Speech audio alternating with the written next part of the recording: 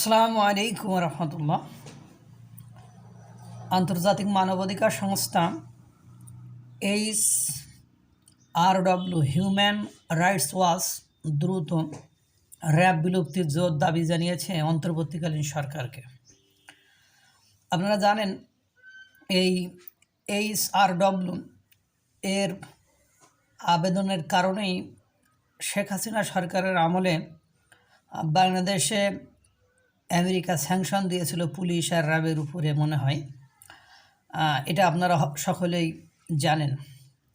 এই human rights watch ইনারা যেভাবে বলেছেন তাতে করে আমার মনে হয় কখন যে আবার স্যাংশন দিয়ে যায় তার কোনো ঠিক ঠিকানা নাই। আপনারা শুনলেই বুঝতে পারবেন যে HRW কী বলেছে। বাংলাদেশে নির্বিচারে গ্রেপ্তার এবং প্রতিশোধমূলক সহিংসতা বন্ধে, এই যে নির্বিচারে গ্রেপ্তার মানে বাংলাদেশে যে মামলা বাণিজ্য হয়েছে এই মামলা বাণিজ্যর কারণে যারে তারে গ্রেপ্তার করছে, যারে তারে তুলে নিয়ে যাচ্ছে, যারে তারে মনে করেন প্রতিশোধমূলক সহিংসতায় জড়িয়ে ফেলছে বন্ধে অন্তর্বর্তী সরকারকে আহ্বান জানিয়েছে মানবাধিকার সংস্থা হিউম্যান রাইটস ওয়াচ। এমনটা না হলে সংস্কারের জন্য অন্তর্বর্তীকালীন সরকারের কিছু গুরুত্বপূর্ণ পদক্ষেপ ব্যাহত হতে পারে বলে জানিয়েছেন। জুলাই গণঅভ্যুত্থানে পরবর্তী সময়ে বাংলাদেশের মানবাধিকার নিয়ে হিউম্যান রাইটস ওয়াচ এর প্রকাশিত 50 পৃষ্ঠার এক প্রতিবেদনের কথা বলা হয়েছে। সংস্থাটি বলেছে পুরনো নিপীড়নমূলক ভূমিকায় ফিরেছে আইন শৃঙ্খলা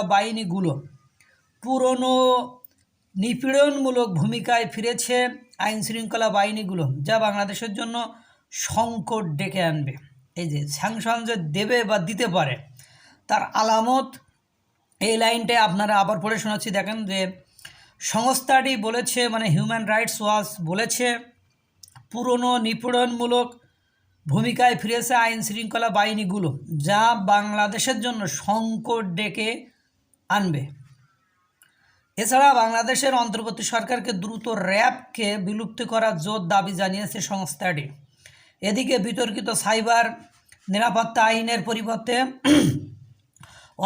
অন্তর্বর্তী সরকার যে নতুন অধ্যাদেশ জারি করেছে, দুর্ভাগ্যজনকভাবে তাতে আগের আইনের বেশ কিছু ক্ষতিকর ধারা এবং উপধারা রাখা হয়েছে বলে প্রতিবেদনে বলা হয়েছে। অর্থাৎ ওনারা বাংলাদেশের যে আইন শৃঙ্খলার অবস্থা ভালো নয় এবং সেই আইন শৃঙ্খলার বাহিনীর কার্যকলাপগুলো যে প্রতিহিংসা পরায়ণ, প্রতিশোধমূলক বা নির্বিচারে গ্রেপ্তার বা এগুলো যে আগের মতো দমন নিপীড়ন প্রক্রিয়া বা সিস্টেমে যাচ্ছে বা মানবাধিকার লঙ্ঘনের বিষয়টা, সেটা ওনারা তুলে ধরেছেন এবং নতুন সংস্কারের নাম করে যে আপনার সাইবার আইন ছিল সেটা আগের মতোই রাখছে, শুধু উপর থেকে মানুষের কাভার পাল্টে দেখাইছে এরকম আর কি, যে বেশ কিছু ক্ষতিকর ধারা উপধারা সেখানে রাখা হয়েছে।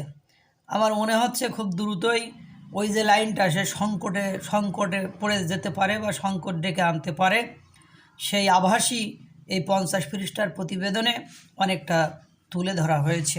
আল্লাহ তাআলা সকলকে ভালো রাখুক, সুস্থ রাখুক। আসসালামু আলাইকুম রহমতুল্লাহ।